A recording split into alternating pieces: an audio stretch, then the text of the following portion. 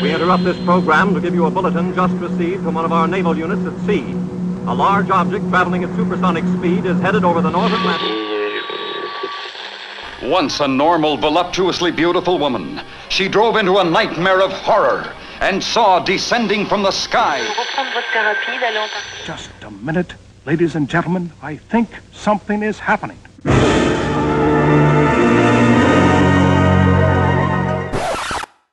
Ooh, I feel retrogasmic.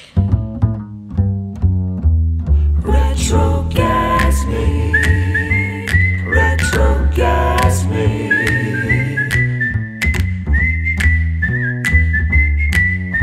With DD Deluxe and Hettie Le Bomb.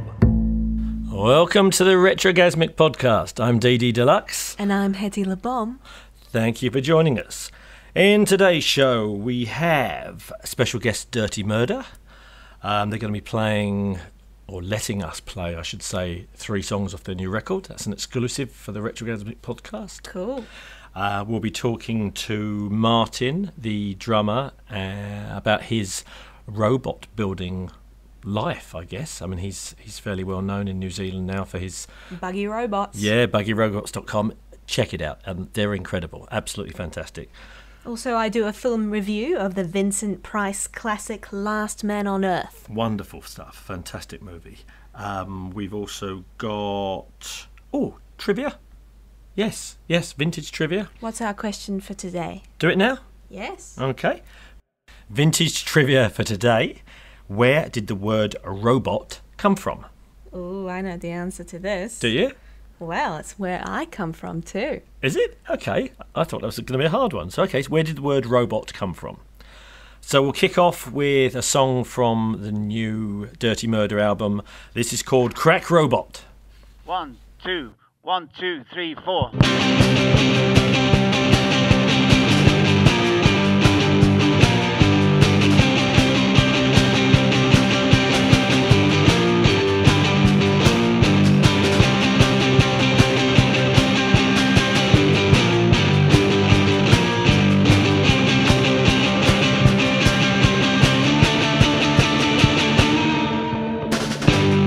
In the scrapyard, looking for junk,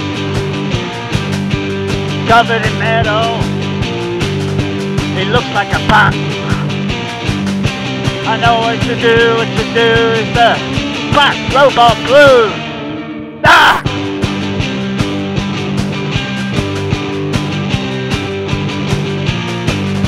His body is massive, and so is his head. Dirty old paintwork, rusty and red. I know what to do is the crack robot blues. Ah!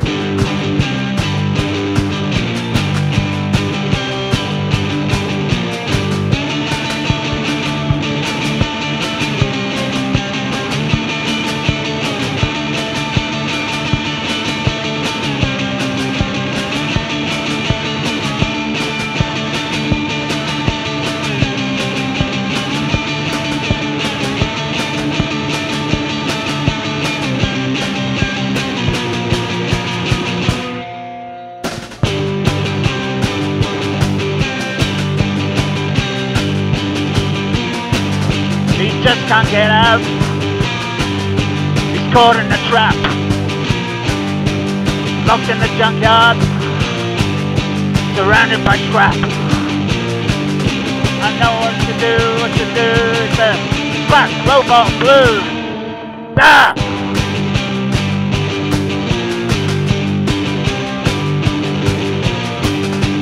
Junkyard jump tape, down on his luck. Got put in the crusher. His future is up.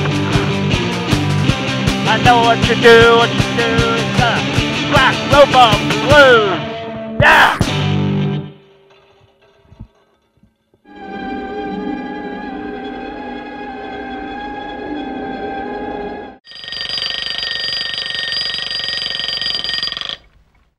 Another day to live through. Better get started.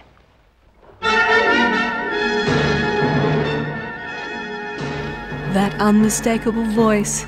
Yes, it's the king of retro horror himself, Vincent Price, in the 1964 adaptation of Richard Matheson's novel I Am Legend, The Last Man on Earth. More of them for the pit. Every day there are more of them. They live off the weak ones and leave them for the pit. 3 years after a pandemic wipes out humanity, one man struggles to survive alone. His days are spent hunting for supplies, and his nights battling the vampire-like undead. Morgan! Come out! Come out!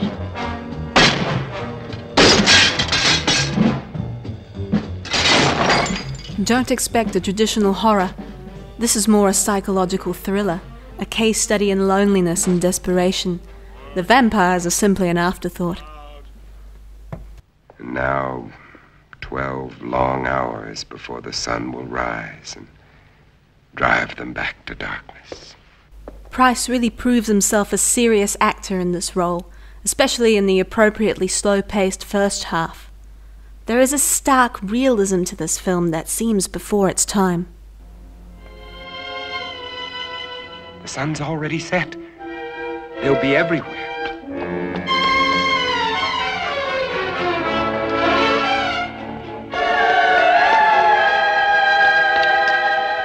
The author, Richard Matheson, was involved in the screenplay himself, but after several rewrites, asked not to be credited. The film really veers off course in the second half. The plot becomes confused and anticlimactic. Regardless, it's still worthwhile just for Price's performance. I also really enjoyed the cinematography and the score. 3.5 out of 5 from me. A very underrated film. Where's Winki? Hello, Winki. Where are you? Hello! Joy to the world! Here's Winki! Is that your Christmas greeting to the universe? It's my Christmas greeting for the universe. So, it sure is. So Boy, am I feeling festive. Go on, tell us what's going on in your Christmassy world. Oh my goodness me. Well, been trying to do some Christmas shopping I have, but it's not going very well. Can't seem to find anything. Like, what do you buy for men these days? They don't wear dresses. They don't need curlers. They don't need makeup. Well, some men do. Well, actually, that's probably uncovering a really big hole there, isn't it? Yeah. But, you know, my man doesn't. It's a bit of a problem. I've got to say, I think Scotty would look pretty good in curlers. Well, yeah, I've tried with the makeup, and that didn't go down too well, but he's got the cheekbones. Try these things. So, what's your Christmas plans? What's going on in the Winki household? In the Winki house, well, I tell you what, we're actually taking part in the Te Awamutu Christmas Parade this weekend with the Te Awamutu Hot Rod and Custom Club. So I'm going to be looking my finest in my 55 band retro dress. So I've got all that planned, and I tell you what, I have to tell you something before we go any further. Go on. I have discovered a pina colada sugar body scrub. A pina colada sugar body scrub. So is this just pina colada scented, or is it actually pina colada? So when you're having a shower, it exfoliates and you get drunk. Well, you know the sugar that they put around the rim of the pina colada. My thoughts are on the whole situation is like, why leave the sugar on the rim? Let's exfoliate our hands and let's drink the pina colada. It's perfect. Oh, so hang on. So you're let's wind the clock back a bit. When you said, I thought you'd discovered, you'd been to some shop for creams and lotions and ointments and stuff, and you'd found a pina colada. You're telling me you're using real pina coladas as an exfoliant. I look 10 years younger. Inside, I feel 10 years younger. Hey, it's Christmas, right? It's December. Fantastic. Well, look, that's a tremendous thing.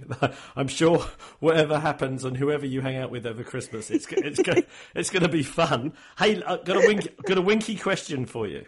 Oh, I love these. Go on. This was sent in by our viewer. Now, what if you had the power to scale up any animal to the size of a horse? What animal would you scale up to the size of a horse? A flamingo. I knew you were going to say that.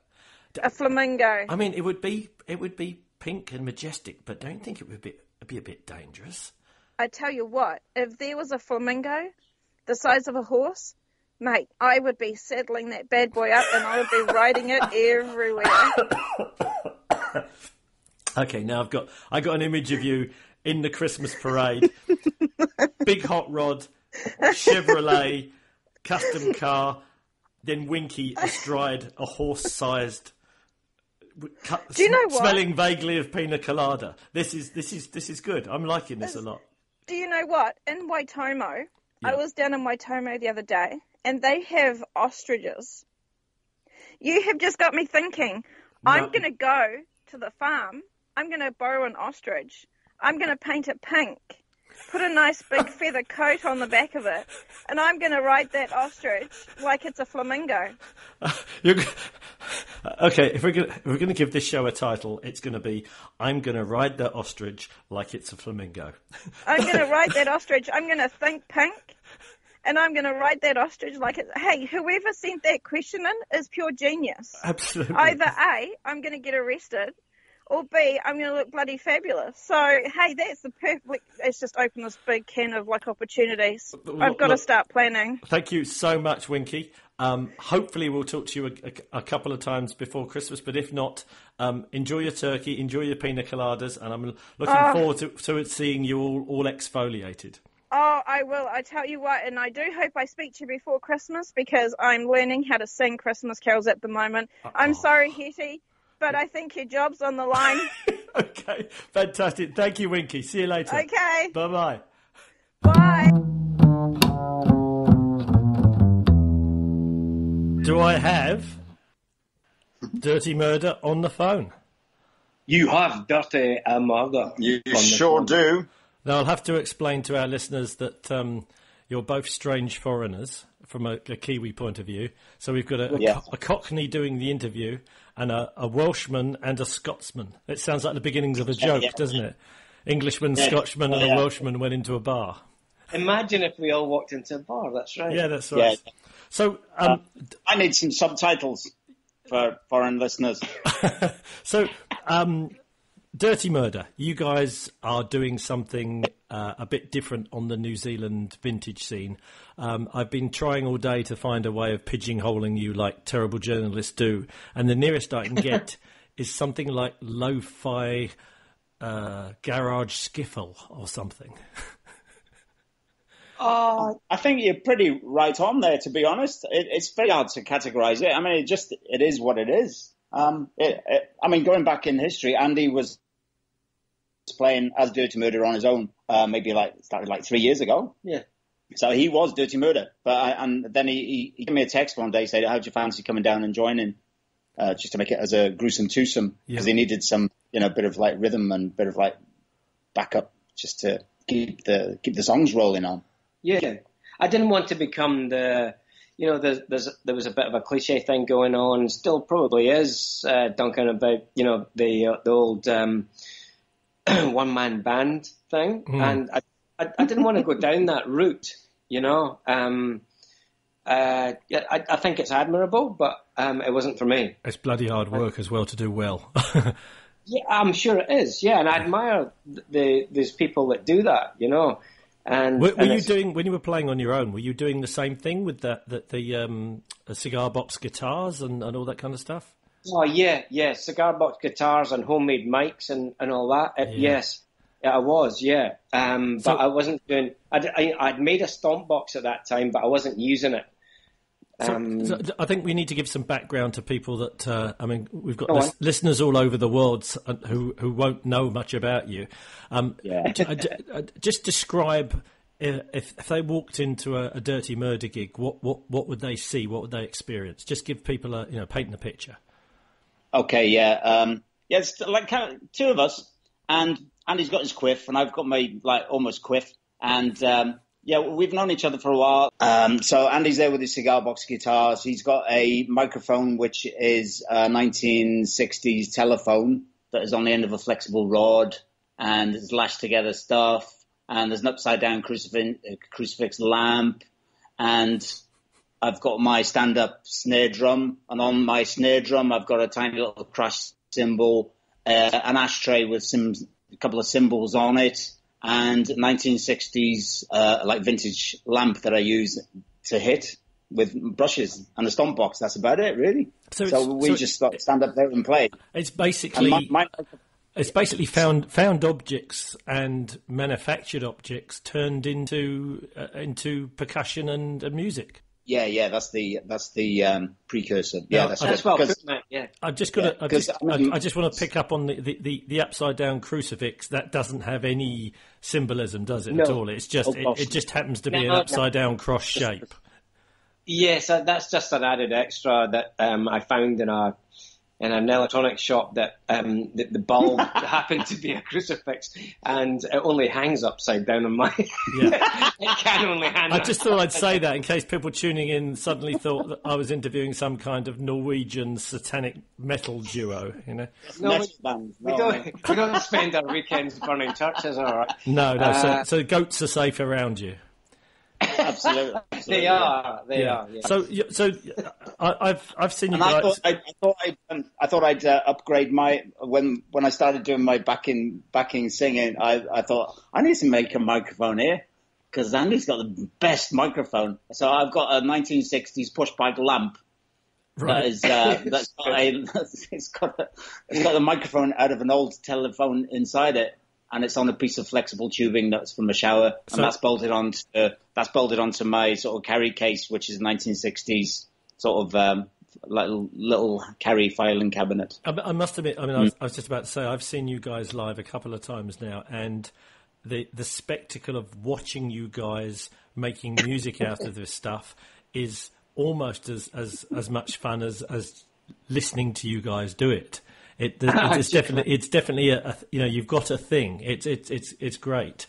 You must have some fairly advanced DIY or manufacturing skills.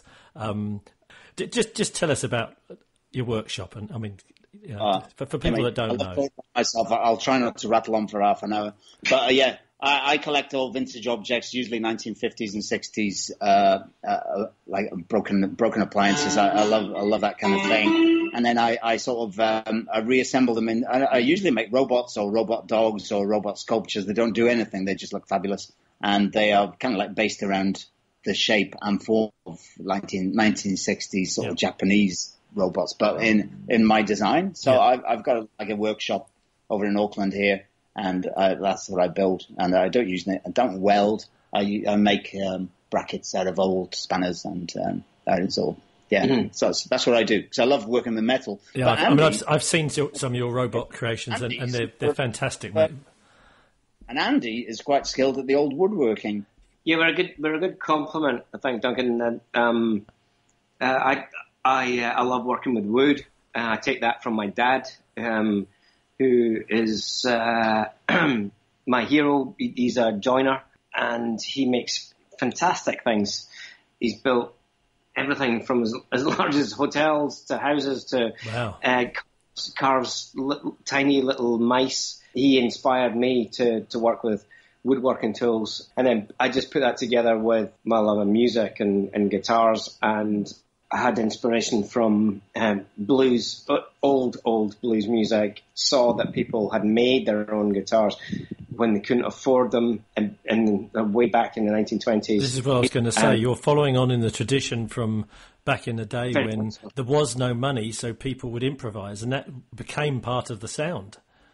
Exactly that, and a lot of Delta blues and therefore Chicago blues were born out of the fact that people were dirt poor. They made their own instruments, made their own music, and it came from that. And I absolutely adore that. Absolutely adore it, and just was so inspired by that I thought I'm going to give that a go. And my first guitar was actually somewhat of a success. It was, I've got it hanging on the wall in front of me as we speak. And then, every guitar I make, as every robot Martin makes, I'm sure you gain experience and ideas from, and then it goes on to the next one and the next one. Yeah. And off it goes. It's great. It's fantastic. What I like about you guys is that the music is as much a product of you guys' influences and musical sensibilities as it is a product of the kind of the living functional artworks you've created to make the music out of. It's a lovely kind of collaboration between the two. And it's very uncomplicated. If you strip music right down, you've just got a beat and a guitar. It's just got 3 strings and a snare drum, basically. So it is kind of stripped down, but it does have some. Yeah, we do have a different sort of style. I don't know, but it's a very old-fashioned style. Let's play. So I think just added to that, if I'm just one, if I can say one thing, but when you play live, Duncan, and you probably noticed that when you've seen this yourself, it gets people where they live. It really. It's as Martin correctly said, it's uncomplicated, but it's rootsy music. It hits you at your heart, really defined level, and it really hits you at your soul. Yeah, so it's very honest music, very very honest. Can we play? There's no juice about it. I think we need to play something to give people a taste. We're doing our best to describe in words what we could easily. I would like to play Graveyard Shift as the first one. We open the show with Crack Robot, which is one of my favourites of yours. Thank you. Yes. Dirty Murder's take on Graveyard Shift.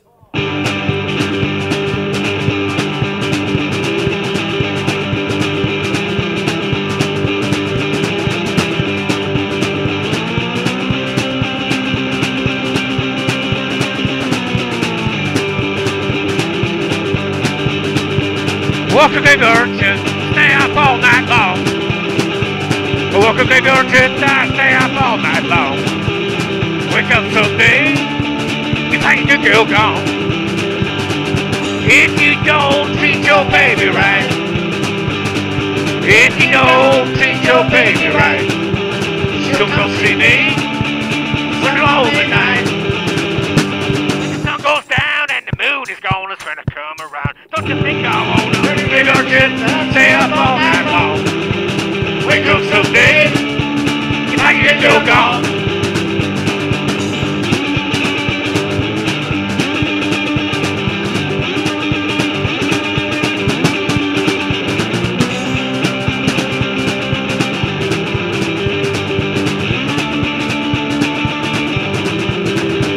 Another Cadillac, ride just like a dream.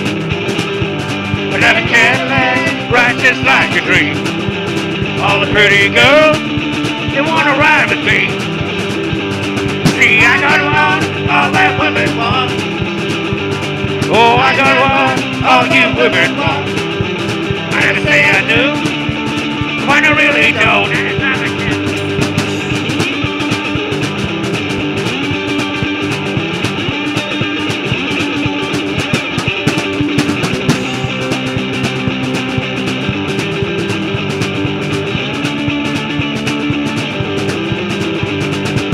Goes down and the moon is gone, it's gonna come around. And don't you think I want all the big old ships that stay up all night long?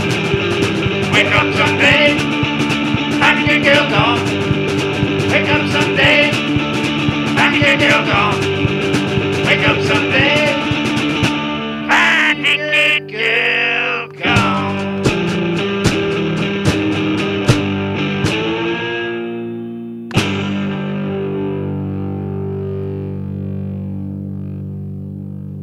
Fantastic stuff. So I gather you guys are recording a full-length album now, is that right? We have plans to release an album maybe next year. We've got some tracks that just need a bit of finishing off. We've got I think we've got 10 recorded tracks. They need a little bit of tweaking and mastering, and then we're looking at bringing an album or maybe like a EP album, and maybe vinyl. So the last song that we're going to play, Ain't It a Shame? Just give us a little bit of, how did that song come about? I mean, Andy's pretty good with the harmonica, and it gives him a chance to, let rip with the harmonica, and he takes my microphone, which is like a rope. Sometimes he jumps into the crowd, and sometimes jump onto a bar, and he can put the guitar down and roam around. It's good.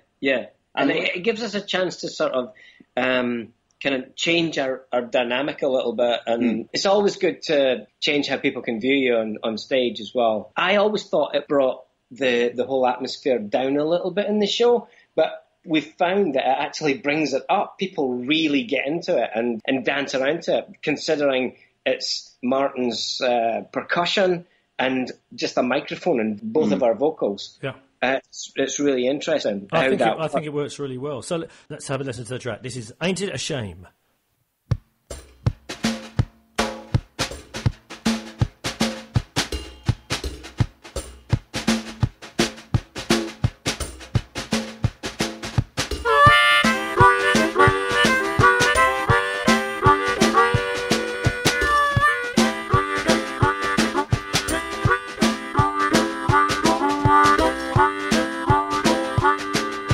Streets are filled with violence. Streets are filled with crime. Every time I turn the radio on, you got bad news most of the time.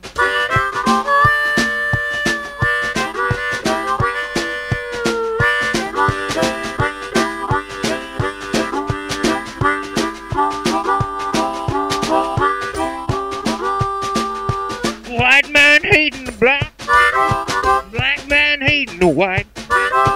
They gotta throw the race hand down and walk in the sunlight. Oh, ain't it a shame? Ain't it a shame? Ain't it a shame? Ain't it a shame? Ain't it a shame? Ain't it a shame? We people do.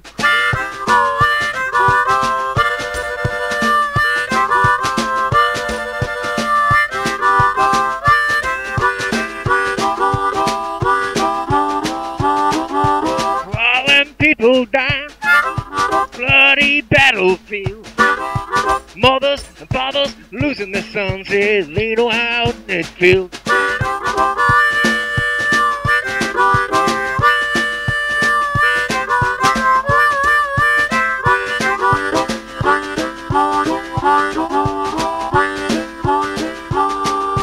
Houses filled with sorrow, eyes all filled with tears. All this fighting gotta stop, been going on for too many years. Oh, ain't it a shame? Ain't it a shame? Ain't it a shame? Ain't it a shame? Ain't it a shame? Ain't it a shame? We people do.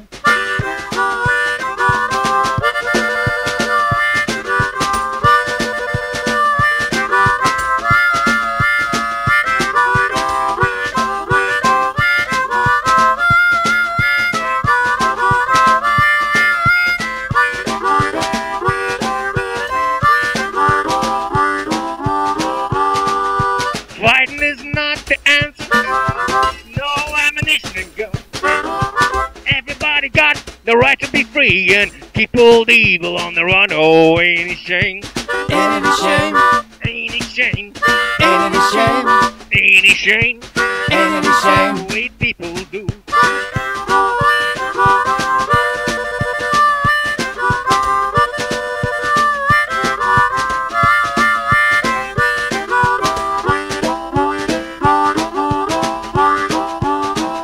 Oh, ain't it a shame? Ain't it a shame? Ain't it a shame? Ain't it a shame? Ain't it a shame? Ain't it a shame? We people. Fantastic stuff. So, where can people track you down? Facebook, I'm assuming? Yes, we have a Facebook page, which is basically under Dirty Murder, but we're spelt under the vernacular, which is DURTY MURDUR, Dirty Murder. Also, I've been posting quite a lot of photographs on Instagram under Dirty Murder again. Yeah, but I think we should definitely mention Martin's Buggy Robot site, which buggyrobot.com. That's where you can see my robots. Because the things that I build. we're heavily connected. I highly recommend people check out your robots. They are fantastic. Yeah, and then certainly in the next month we've got a couple of gigs lined up. That's a Gunslinger's Ball gig. We've done that. This will be the third year on the trot we've done with that with Bernie Griffin. Yeah, they're always good. Yeah, we're very proud to play those. 2 years on the trot at the King's Arms and this year at the Whammy. And we've got a gig on the 15th of December in Warkworth, of all places. Thank you so much for talking to us, guys. Really appreciate it. So Dirty Murder with all of the U's on Facebook and Buggy Robots. Yeah, buggyrobot.com is my website, and Buggy Robot is on Facebook too. Check it out. Okay, thanks a lot, guys. Cheers, Duncan. Thank you very much. Bye-bye. Cheers. So the answer to our vintage triv, the word robot, where did it come from? Do you know? Do you want to say this one if you know, or shall I? Well, it comes from the Czech Republic, well, Czechoslovakia, which is where I'm originally from. You're not from there. Yes, I am. You would know. Prove it. Say something in foreign. Čo by som mohla povedať? No tak... ja neviem. Have you just called me an idiot? I thought about it and then I didn't. Okay, thank you. So the word robot, where does it come from? Tell the nice listener. Well, I just said. Yes, but what does it mean? I mean, read this. That's what you wrote it. Okay, it was the brainchild of a brilliant Czech playwright, and I'm not reading this straight from Wikipedia, novelist and journalist named Karel Čapek, who was born in 1880, and he introduced it into his 1920 hit play R.U.R., or Rossum's Universal Robots. And apparently robot is drawn from an old church Slavonic word, robota, which means forced labour or slave or drudgery. Now, the interesting triv facts about robots. The first commercial digital and programmable robot was built by George Devol in 1954 and was named, how about this, the Unimate. That's just fantastic, Unimate. It was sold to General Motors in 1961, and unfortunately, rather than taking over the world and flying off in a spaceship, it was used to lift off pieces of hot metal from die casting machines on car production lines, which is quite dull, but never mind. But if you could argue the definition of robots, there have been steam and water-powered machines that carried out various actions since the ancient Greeks and Egyptians, and even Leonardo da Vinci, that's hard to say. Leonardo da Vinci drew up plans for a humanoid mechanical machine that could sit up, wave its arms, and move its head and its mouth. Wow. I would love to have seen that. That'd be useful. It would. Are you saying you could replace me with a wooden robot? Yes. Okay, thank you very much for that. Now, I know you have a theory about robots and artificial intelligence. Would you like to tell the nice listener? Well, basically, they're going to take over the world soon and kill us all. That's my theory. And you base this on? Terminator. Okay, so an average film that they made two even worse sequels? What's the ones after? No. What's the opposite to a sequel? A sequel. Is it? Prequels? I don't know. Never do a podcast. Anyway, when you've had it's going to start with the Roomba, I think. You know, your little automated vacuum cleaner. They're going to be the first to rise up against us. Mark my words, it's going to happen. And on that note...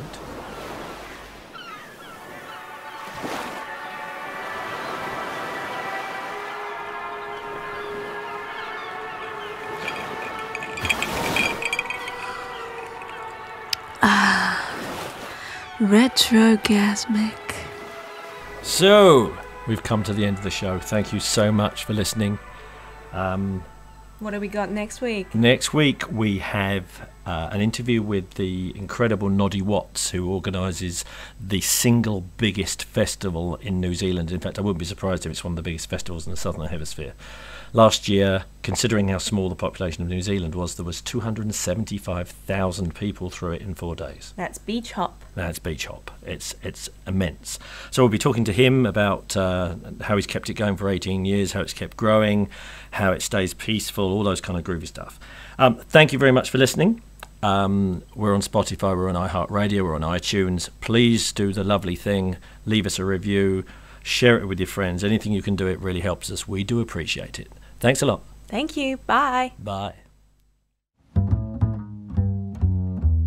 Retrogasmic. Retrogasmic.